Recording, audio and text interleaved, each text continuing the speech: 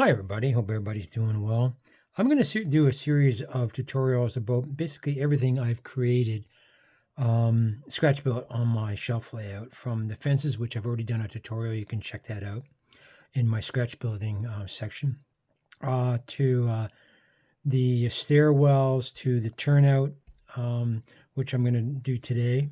How I scratch build these, to the telephone poles, to the buildings themselves, to what's on the roofs, etc. Basically, everything I've ever scratch built, I am going to do a tutorial so that you can basically try to do it yourself. I'm hoping because it's a lot of fun and it really builds up a lot of your abilities to be more and more creative, and hopefully try to save you some money, especially this industry can be this hobby can be quite expensive over time. So basically, this is a finished product, as you can see.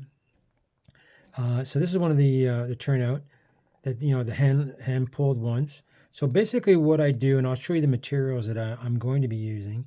I start out with a sheet, and I use this sheet for pretty well all my builds. It's 4514. It's the sidewalk sheet, and the reason I love this thing is because of the squares. It's so easy to create boxes and so on by cutting them out, and you can just pop them off. And I will show that in of course, another tutorial. But then next, what I use is number 210 evergreen styrene, and this, of course, is for the actual top piece or the pole.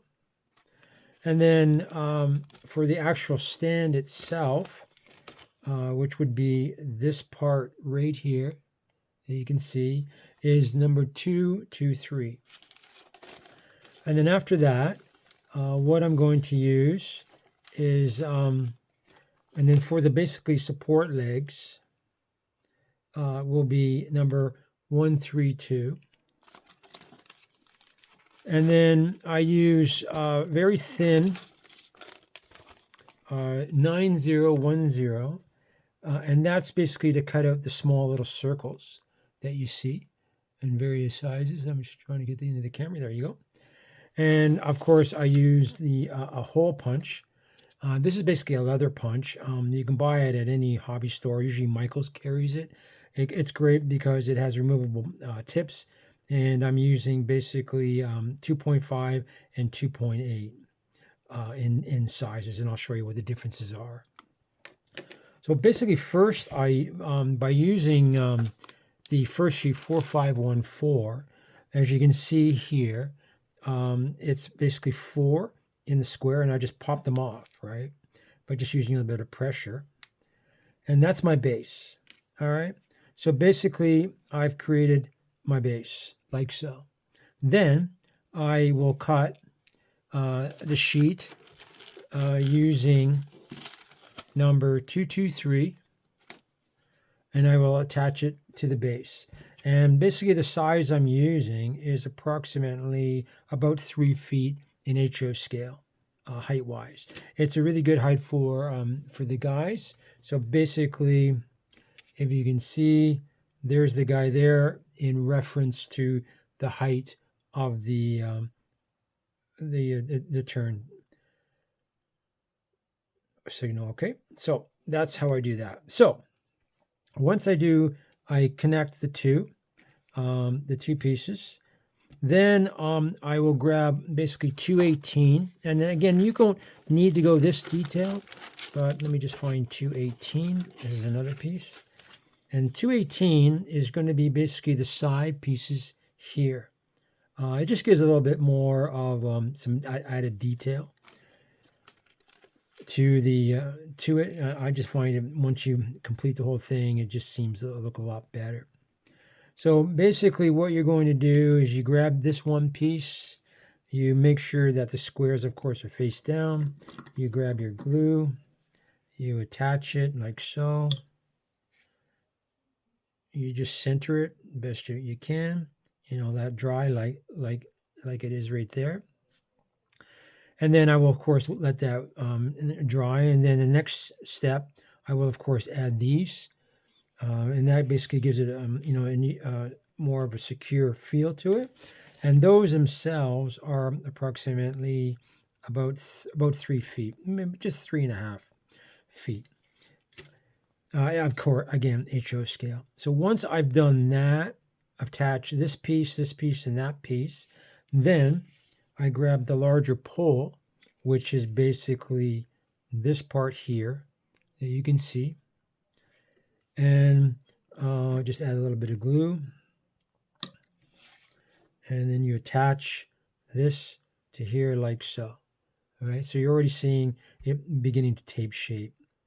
Then once that is done, then of course I will get my hole punch like this, and basically it's as easy as just basically cutting out the holes themselves.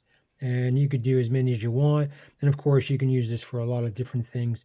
I use it for everything in my scratch building. So once that's cut out, then of course then I will grab one of the cut pieces and add it to the extending pole. So basically we'll grab this piece here, we'll grab, again, this is a little bit bent, you can just you got time to change its position. You add a little bit of glue like so. And the reason I make a whole bunch is because I will paint some green, some yellow, and of course some red. And you can, again, you're going to have the size just so you got a little bit of a tip on top there, as you can see. So now it's coming along pretty nicely, and it's really, really fast once you get it into a rhythm. So once I've done that, now this is an extra step you don't really need to take, but because of the two sizes, because I'm using 2.5 millimeter for this part here, the basically the red, the green, the yellow indicator, and then 2.8, what I'm doing is basically I am cutting out a set. Oops. So again, this is pretty delicate. A small little section you can see here. And again, you just can use the real X-Acto blade if you like. And what I'm going to do is I'm going to stick it just on here. And this just gives me basically like a little cover. It just is more going towards what the prototype looks like if you see it in real life. And then once that's done, once you've done that, then I basically using, again, 218 evergreen styrene. It's very, very thin. It's the thinnest one you can grab.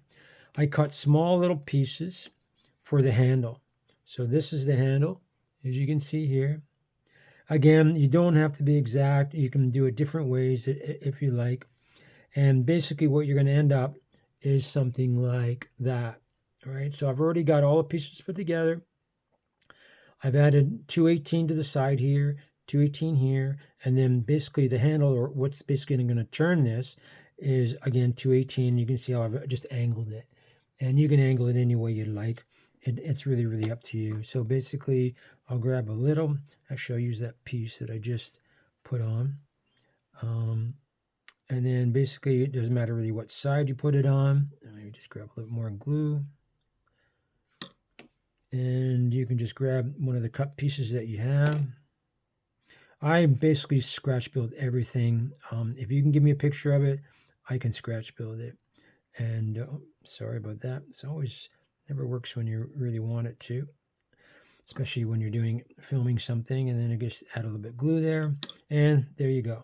And that's basically a finished the product for your turntable. I mean, sorry. All right, so. And that's basically what it did. And as you can see, I've got basically a whole bunch here that are in different stages. And I usually make, I don't know, probably like 10. Sometimes you're going to break it if you're moving it. Sometimes you'll actually vacuum them up if you're cleaning up, which I've done a couple times.